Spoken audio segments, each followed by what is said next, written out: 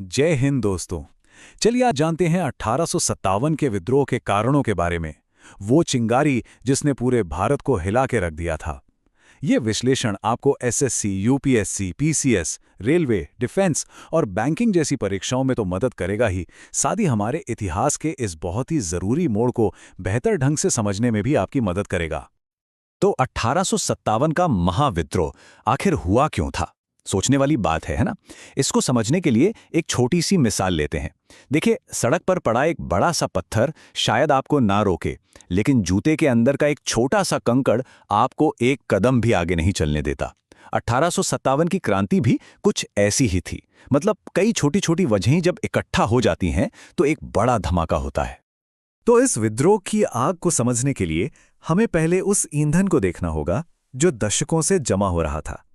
चाहे राजा हों या किसान, समाज का हर तबका किसी न किसी वजह से अंग्रेजों से बहुत ज्यादा परेशान था। देखिए, अंग्रेजों की नीतियां ऐसी थी कि वो सीधे सीधे भारतीय शासकों और जमींदारों की जड़ों पर वार कर रही थी। उनकी शक्ति और उनकी संपत्ति सब छीनी जा रही थी।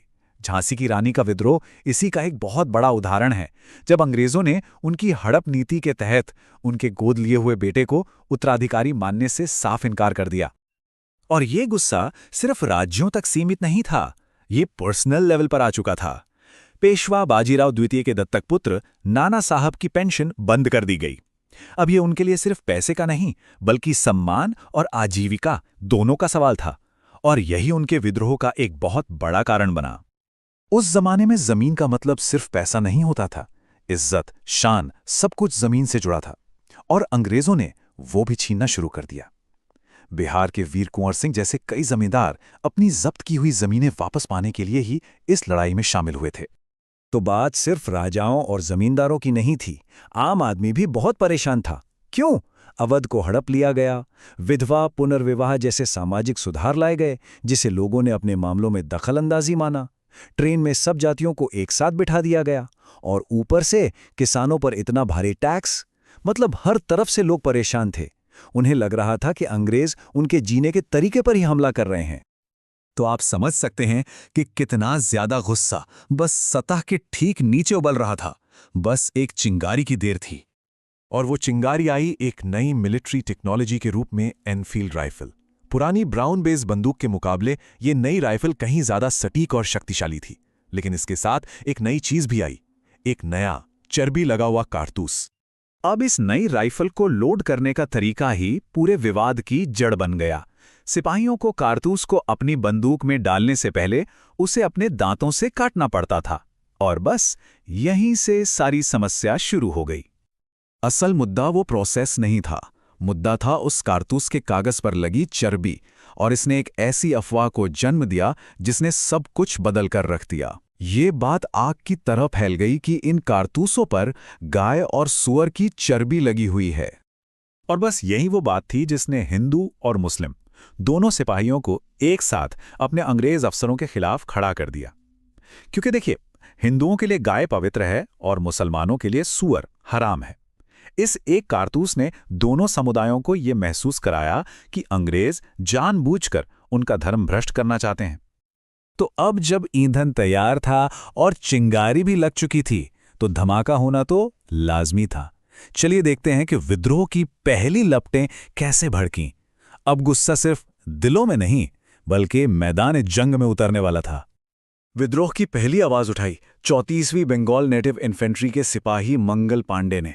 29 मार्च को उन्होंने नए कारतूसों का इस्तेमाल करने से साफ इनकार कर दिया और अपने अधिकारियों पर हमला कर दिया। 8 अप्रैल को उन्हें फांसी दे दी गई और वो एक शहीद बन गए। उनकी शहादत ने आग में घी का काम किया। और ठीक एक महीने बाद 10 मई को मेरठ में सिपाहियों ने खुला विद्रोह कर दिया और दिल्ली की ओर चल पड़े।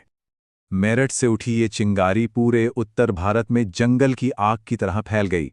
लेकिन यहां एक बहुत अहम सवाल उठता है, क्या ये सच में एक देश की आज़ादी के लिए लड़ी जा रही एकजुट लड़ाई थी, या इसके पीछे हर किसी के अपने अपने कारण थे?